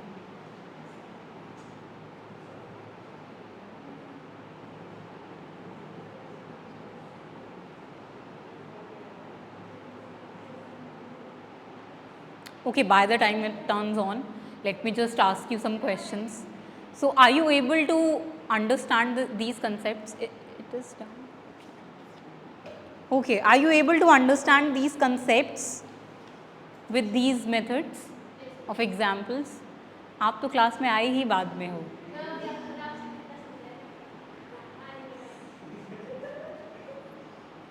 ठीक है, चलो मान लिया मैंने.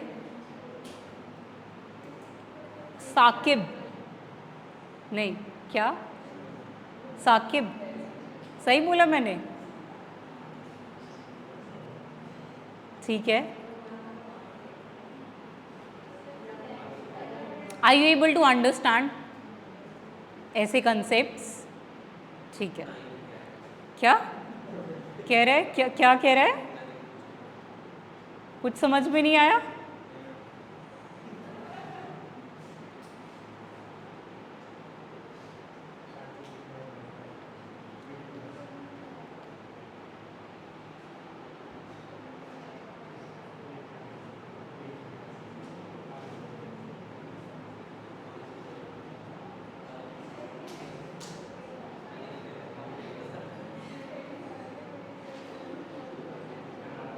What's your name, by the way?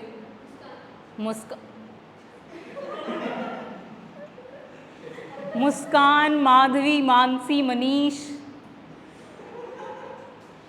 आप पीछे बैठो. और किसी का नाम तो नहीं है एम से? Thankfully making it. But he is not sitting in the front row. No, please be seated there.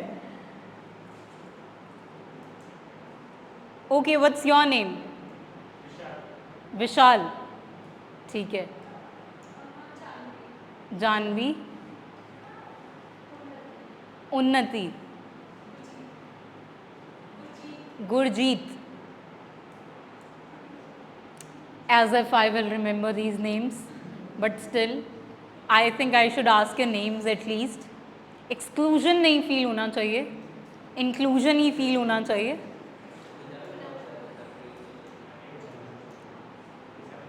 Are you guys also meeting for the first time? Okay, that is why you are so curious. It's okay. There's nothing. हाँ मैंने यही पूछा कि आप भी आज classes में पहली बारी मिल रहे हो ना, कि these classes are happening for the first time. अभी आज से. How was your previous year?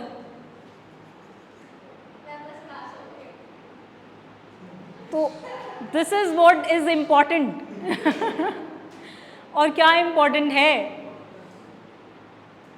बहुत बड़ी बात है ये, इतना भी होना.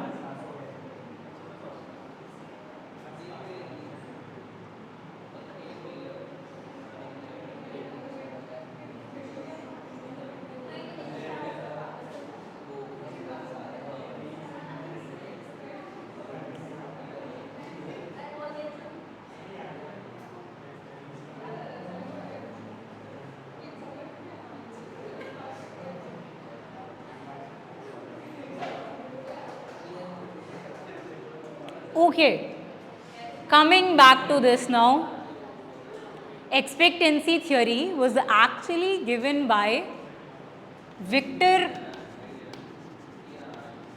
Room. Pronunciation may be different, but I call it Victor Room. ठीक है, जैसे भी लिखा हुआ है वैसे ही I just pronounce it Victor Room. तो इसको you call it expectancy theory. मतलब कि आपकी एक्सपेक्टेशन होगी किस एम्प्लॉयज़ पॉइंट ऑफ व्यू से, कि एम्प्लॉयज़ ये एक्सपेक्ट करते हैं कि जो भी टास्क उनको दिया है अगर वो ठीक से परफॉर्म कर लेंगे, मतलब अगर जो भी परफॉर्मेंस है, I want you to write this, performance और shall we call it good performance, उनका क्या एक्सपेक्टेशन है कि जो भी टास्क को परफॉर्म कर रहे हैं, if that task will lead to a good performance, तो good performance will lead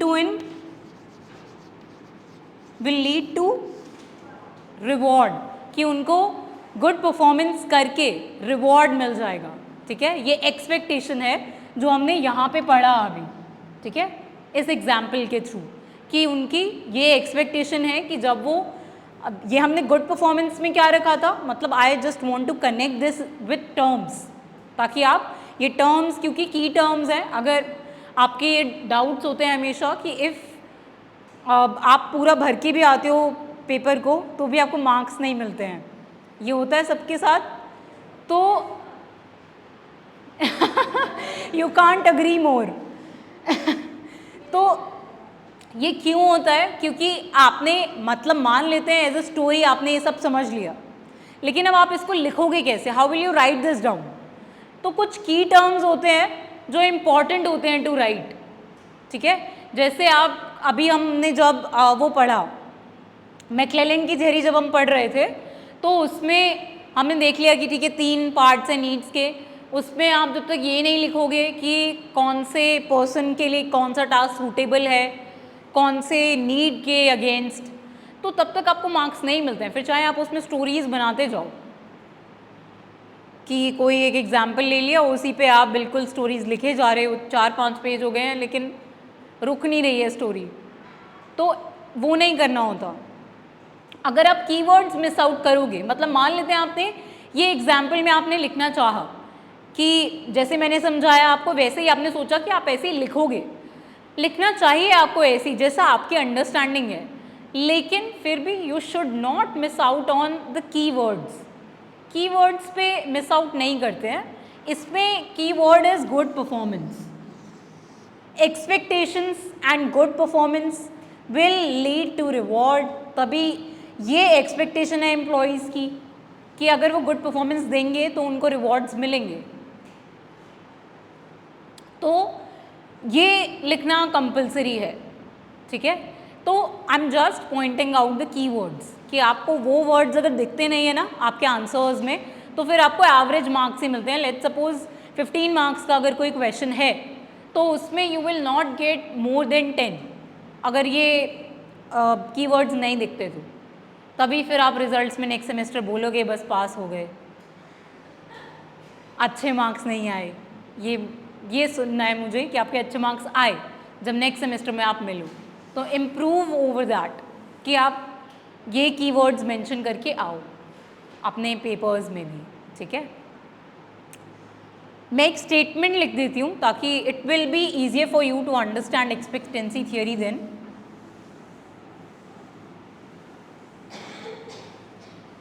There's an equation, एक्सपेक्टेंसी थियरी में ही,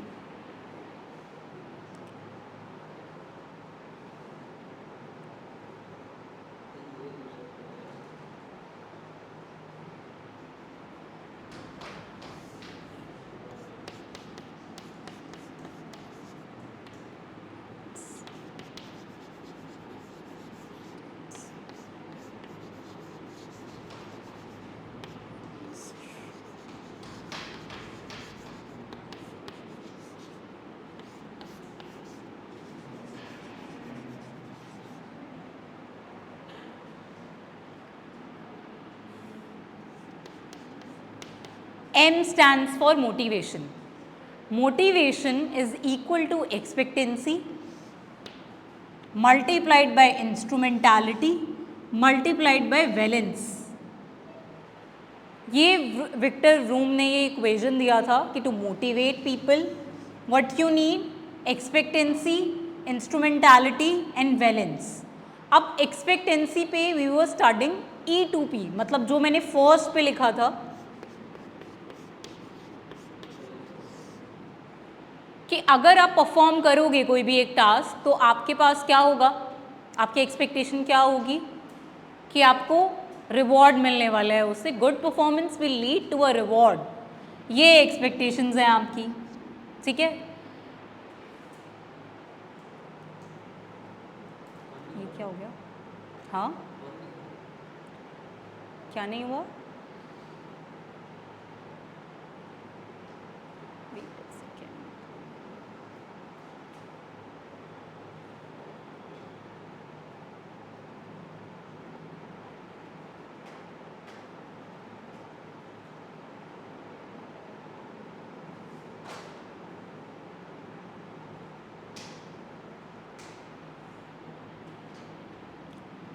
Okay, you should actually note these points. Efforts will lead to performance.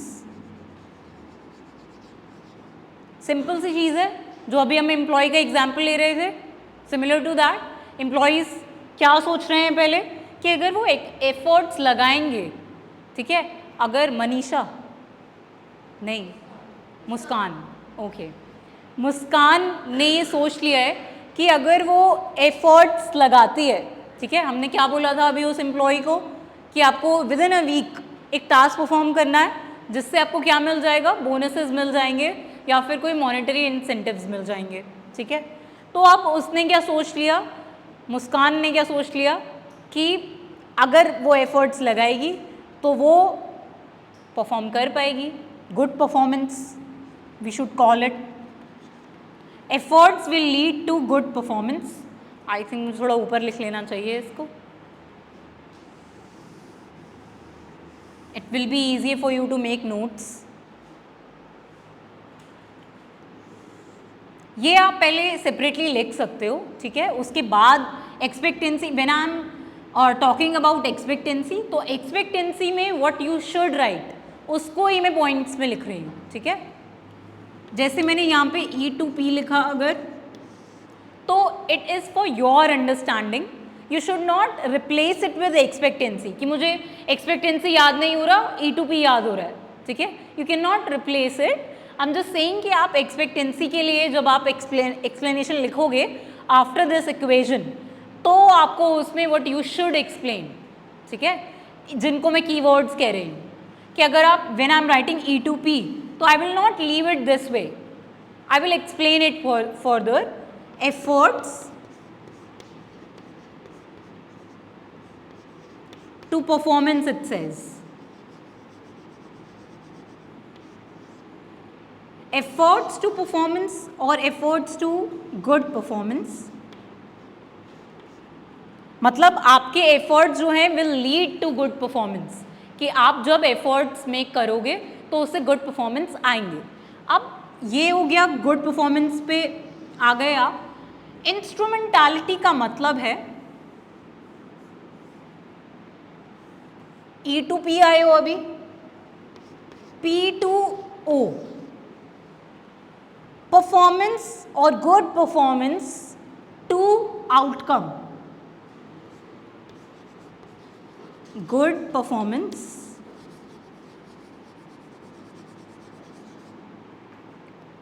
will lead to positive outcome, let's say, or you can also write just outcome, but expectations are always for positive outcomes. Valence is, ओ ही बोलते हो आप valence को, ठीक है, outcome था ओ से। अब expectations, या फिर आप इसको बोल सकते हो इंटरप्रिटेशन या वैल्यू ऑफ दैट आउटकम। मतलब अगर मान लेते हैं वो बोनस और रिवॉर्ड जो एम्प्लॉय को मिल रहा था, तो उसकी क्या वैल्यू है।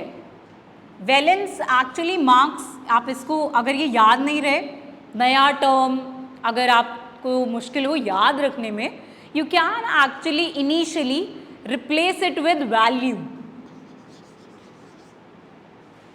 This way you will remember valence as well.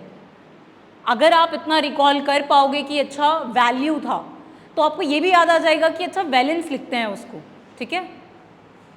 तो आपके लिए उस रिवॉर्ड की जो आउटकम आया है उसकी क्या वैल्यू है, लेट्स से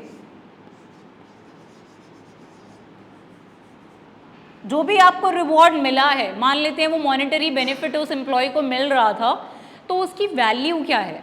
मान लेते हैं मैंने बोल दिया कि जो भी बेस्ट परफॉर्मर होगा प्रोजेक्ट ग्रुप टास्क में, अगर कोई बेस्ट परफॉर्मेंस देगा तो उसको एक रिवॉर्ड मिलेगा, और वो रिवॉर्ड है कि आपको अटेंडेंस मिल जाएगी। अब मान लेते हैं अटेंडेंस की वैल्यू आपके लिए नहीं है, तो वो रिवॉर्ड किसी काम का नहीं है। तो उस वैल्यू की बात कर रहे हैं हम कि उस एम्प्लॉय के लिए वो आउटकम जो है वो कितना इम्पॉर्टेंट है, कि वो होना भी चाहिए, उसके लिए कुछ वैल्यू है भी उसकी या नहीं। अगर मैं आपको बोल दूं कि आपको कोई ऐसा रिवॉर्ड जिसकी वैल्यू नहीं हो आपके लिए, अटेंडेंस ही है आई थिंक। ओके, तो अगर मैंने ये बोल दिया कि जो भी within a week perform कर देगा इस टास्क को, उसको मैं 5 अटेंडेंस दे दूंगी, तो एज गुड एज नथिंग है आपके लिए, कि कोई वैल्यू ही नहीं है उस रिवॉर्ड की। अगर मैंने ये कहा होता कि जो भी ये टास्क परफॉर्म कर लेगा उसको फ्री मूवी टिकट्स, तो उसकी वैल्यू होती, तो उस रिवॉर्ड की वैल्यू आपको लगती कि हाँ क्योंकि मुझे फ्री मूवी देखनी है, तो आप उसके लिए स्ट्राइव करोगे। काफ़ी ख़राब एग्जाम्पल था, लेकिन आप उससे रिलेट कर पाओगे कि कब आप उसकी वैल्यू समझ पाओगे उस रिवॉर्ड की, ठीक है। तो I actually choose to I don't choose to, I just make this examples randomly. तो इनसे एक्चुअली आप याद कर पाते हो कि ये एग्जाम्पल दिया था तब, तो क्या मतलब था इसका, ठीक है। तो I am actually using Ivan Pavlov's model on you, ठीक है, ऑफ क्लासिकल कंडीशनिंग, जो हमने इनिशियली डिस्कस किया, ताकि आप ऐसे ही याद कर पाओ एग्जाम्पल्स के थ्रू कि आपने उस एग्जाम्पल में क्या पढ़ा था। Coming back to the equation, यहाँ पे क्या हो रहा था कि विक्टर रूम ने कहा, व्हाट्स द टाइम, ये विक्टर रूम ने नहीं कहा पर 11:05, ओके। विक्टर रूम ने बोला कि अगर इन तीनों फैक्टर्स में से कोई भी एक फैक्टर थोड़ा सा भी कम होता है तो फिर एम्प्लॉय मोटिवेट नहीं होगा। मतलब आप मल्टीप्लाई कर रहे हो इसको, कोई भी एक फैक्टर मान लेते हैं इंस्ट्रूमेंटालिटी। इंस्ट्रूमेंटालिटी में है क्या कि गुड परफॉर्मेंस, एम्प्लॉय ऐसा सोच रहा है कि गुड परफॉर्मेंस जो है will lead to positive outcome. अगर ये मैं नहीं सोच रही एज अ एम्प्लॉय, मैं ये नहीं सोच रही हूँ कि मेरी गुड परफॉर्मेंस जो है वो पॉजिटिव आउटकम लीड करेगी, मतलब उससे मुझे कोई पॉजिटिव आउटकम मिलेगा, ये मैं नहीं सोच रही अगर, तो मेरे लिए motivation which is at the other side of the equation, ये भूल तो नहीं गए ना, यहाँ पे लिखा हुआ है मोटिवेशन, तो वो तब मैं मोटिवेट नहीं होंगी। मतलब इन तीनों फैक्टर्स में से कोई भी एक फैक्टर कम हुआ तो एम्प्लॉय फिर मोटिवेशन फील नहीं करेगा। कोई भी अगर एक फैक्टर कम होता है तो अगर वो एम्प्लॉय ये सोच नहीं रहा है कि मेरे एफर्ट से कुछ पॉजिटिव आउटकम भी आ सकता है, तो फिर कोई फ़ायदा नहीं है, मोटिवेट होगा ही नहीं वो employee to perform the task, ठीक है। प्रोसेस थियरी में आप क्या फाइंड आउट कर रहे थे, वेज ही तो फाइंड आउट कर रहे थे हम। तो मैनेजर ने क्या सोचा है कि एक्सपेक्टेंसी, इंस्ट्रूमेंटालिटी एंड बैलेंस और the value of the outcome should be high for an employee to motivate him to perform a task, कि वो एम्प्लॉय उस टास्क को तभी परफॉर्म करेगा जब यही तीनों फैक्टर्स हाई होंगे। मैंने पहले ये फैक्टर्स नहीं लिखे यहाँ पे क्योंकि ये थोड़े लंबे टर्म्स हैं, plus you must be learning these terms for the first time. तो अब आपके लिए ईजी हो जाएगा। उस एग्जाम्पल को मैंने पहले क्यों लिया था, ताकि आप अब रिलेट कर लोगे कि बस ये टर्म बड़ा है लेकिन मतलब इसका वही है कि good performance will lead to positive outcome. आप परफॉर्म कब करोगे, जब आपको लगेगा कि आपको पॉजिटिव आउटकम जो है वो मिल सकता है। तो एक एम्प्लॉय को मोटिवेट करने के यही 3 फैक्टर्स हैं, ये विक्टर रूम बोल रहा है। कि इन्हीं तीनों फैक्टर्स से कोई भी एक एम्प्लॉय जो है वो मोटिवेट हो पाएगा, अदरवाइज नहीं होगा वो मोटिवेट। तो हमने देख लिया E2P, आप इसको इसीलिए बोल रहे थे एफर्ट्स टू परफॉर्मेंस, कि एफर्ट्स जो है वो विल लीड टू परफॉर्मेंस और गुड परफॉर्मेंस, फिर good performance will lead to positive outcome and then value of those outcomes. ये तीनों चीज़ें हाई होनी चाहिए in order to motivate an employee, ठीक है। आई थिंक आपको एक्सपेक्टेंसी थियोरी में there is no other things that you must know. There are no or you can call it just one point, valence में और value में attractiveness बोल सकते हो आप इसको। मतलब अगर आप ऐसे मेंशन कर रहे हो E2P and P2O, then you can write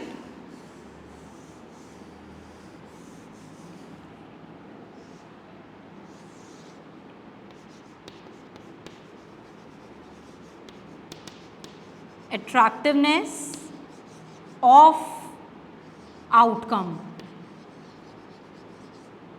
ठीक है। वैल्यू मैंने यहाँ पे लिख दिया है, वैल्यू से you can replace it, attractiveness of outcome, कि वो आउटकम कितना अट्रैक्टिव है, वो रिवॉर्ड जो है वो कितना अट्रैक्टिव है। मूवी टिकट्स आपके लिए अट्रैक्टिव हैं लेकिन अटेंडेंस नहीं, ठीक है। तो इसीलिए हम इसको वैलेंस बोल रहे हैं, वैल्यू बोल रहे हैं। और इन तीनों में से अगर कोई भी एक फैक्टर बहुत कम होगा, ठीक है, if any of these factors becomes very low, तो वो डायरेक्टली इम्पैक्ट करेगा किसको, मोटिवेशन को, कि आपका मोटिवेशन भी उतना ही लो हो जाएगा, ठीक है। आई थिंक वी, चलो ब्रीफली पढ़ लेते हैं इक्विटी थियोरी को, we will be able to complete this I think.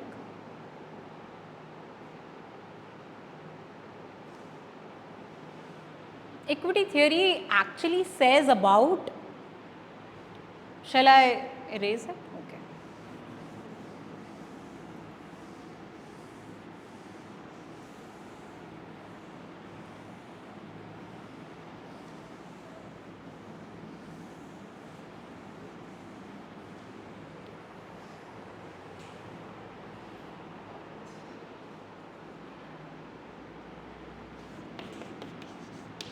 Let me quickly discuss equity theory as well.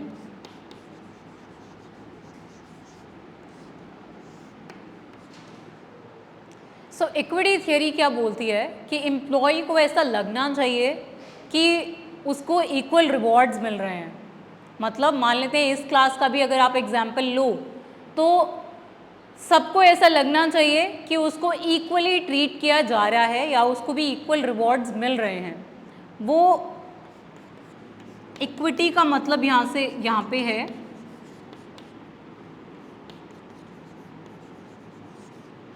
Equal reward,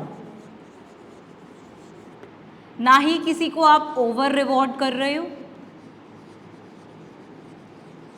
ना ही कोई अंडर रिवॉर्डेड है। ओवर रिवॉर्ड मतलब एक एम्प्लॉय को तो आप ज़्यादा रिवॉर्ड दे रहे हो, मानसी को तो आप ज़्यादा रिवॉर्ड दे रहे हो लेकिन मुस्कान को नहीं, तो मुस्कान जो है वो मोटिवेशन फील नहीं कर रही है क्योंकि उसको कम रिवॉर्ड्स मिल रहे हैं, शी इज़ अंडर रिवॉर्डेड, ठीक है।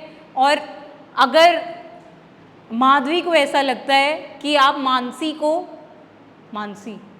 ओके को आप ने ओवर रिवॉर्ड कर दिया है, तो उसको लगेगा कि वो अंडर रिवॉर्डेड है, ठीक है। और वो तभी भी मोटिवेट नहीं हो पाएगी क्योंकि वो मिस कर रही है इक्विटी को, कि यहाँ पे इक्वल ट्रीटमेंट नहीं है या परफॉर्मेंस के इक्वल रिवॉर्ड्स नहीं है, कि आपने एक के लिए तो मूवी टिकट दे दिया लेकिन दूसरे को अटेंडेंस पे ही रुक गए, तो जिसके लिए वैल्यू नहीं है कुछ, ठीक है। तो इक्विटी थ्योरी सेज कि इक्वल ट्रीटमेंट स्ट्राइव करता है एम्प्लॉय, कि आप उसको इक्वली ट्रीट करोगे, इक्वल रिवॉर्ड्स दोगे, अंडर या ओवर रिवॉर्डेड वो नहीं होगा, ठीक है। तो I have actually discussed briefly equity theory को, ठीक है. We will discuss it later, ठीक है. Equity theory के और example if I can think of. And then in the next class we will move on to analysis of interpersonal relationships, ठीक है. Analysis में there are 5 to 6 concepts analysis में, ठीक है, interpersonal relationship के analysis में. तो be prepared for that, try to study about it a little ताकि आप क्लास में थोड़ा सा समझ जाओगे ज़्यादा अच्छे से, ठीक है. If not then it is fine as well, अगर आप नहीं पढ़ पाते हो तो भी. पर we will be studying interpersonal relationships, analysis of interpersonal relationship, कि आप कैसे किस कंडीशन में कैसा रिस्पॉन्स देते हो, ठीक है. Okay, thank you so much. Sure, why not?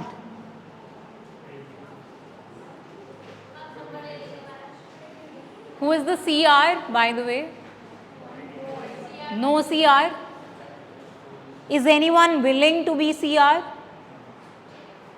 No?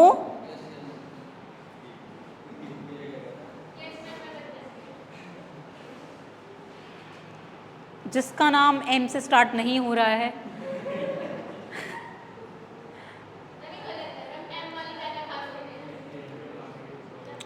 I am just joking. ठीक है, you can be a CR if you want to. If you consider yourself responsible enough.